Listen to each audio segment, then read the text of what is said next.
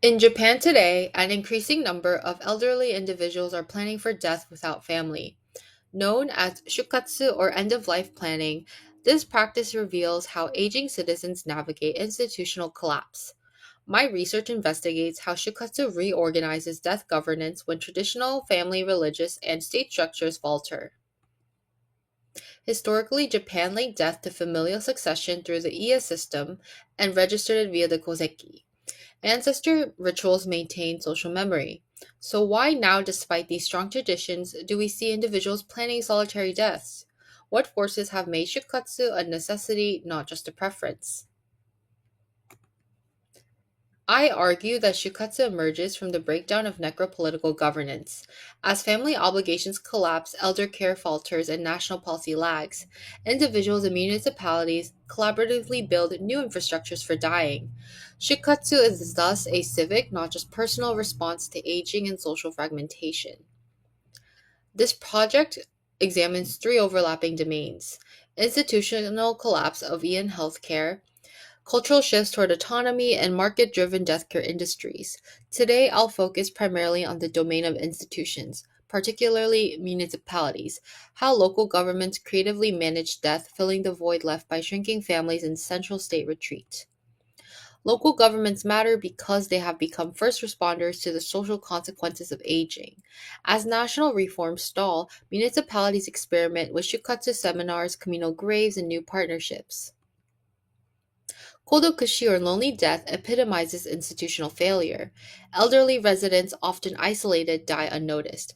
The problem isn't just loneliness, it's systemic abandonment.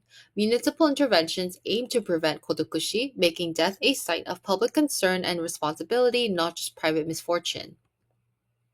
The Iya system once linked generations through a coherent lineage of living and dead. The Koseki family registry codified the structure legally. Now, as fertility rates plummet and single households dominate, the traditional necropolitical order collapses, leaving death ungoverned by kin. In response, cities now organize public memorial services for the unclaimed dead. These events offer dignity where families fail. They also symbolize a profound shift. Mourning and memory are becoming civic rather than familial obligations, a reconfiguration of relational practices around death. Some municipalities provide etai kuyobo, communal graves for citizens without heirs.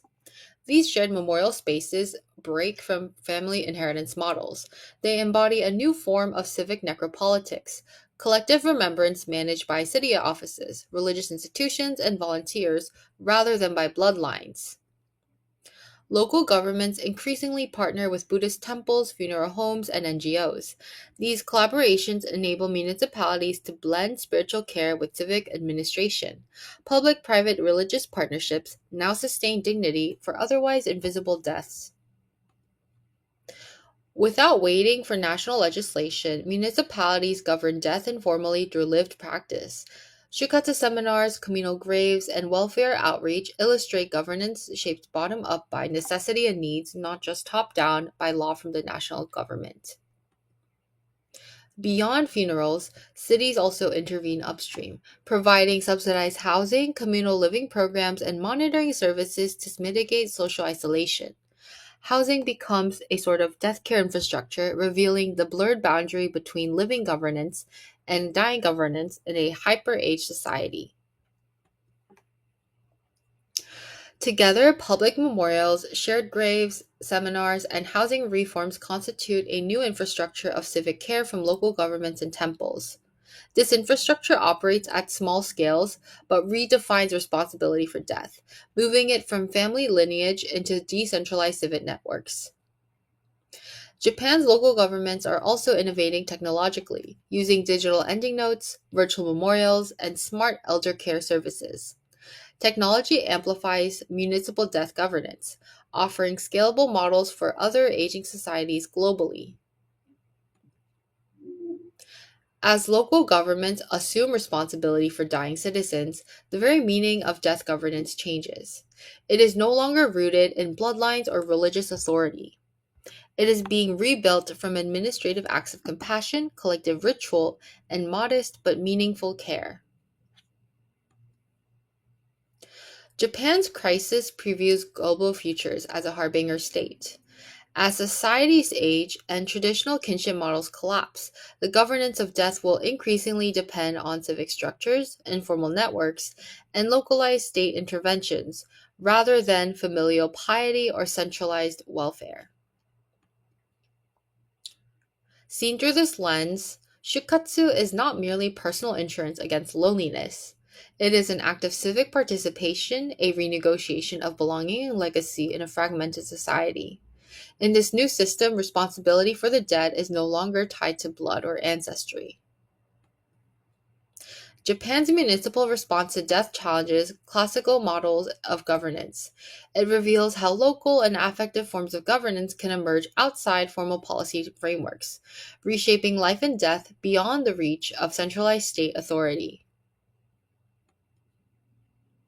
Thus, shukatsu grows because tradition is Thus, shukatsu grows not because tradition is abandoned lightly, but because traditional institutions such as the family, temple, and welfare can no longer guarantee the continuity of care. Municipalities, citizens, and markets have instead stitched together alternatives. In Japan today, the future of death is not just private or spiritual, it's civic. Shikatsu reveals how communities improvise when legacy structures fall away. And in that improvisation, we see not despair, but the possibility of belonging, even at the end.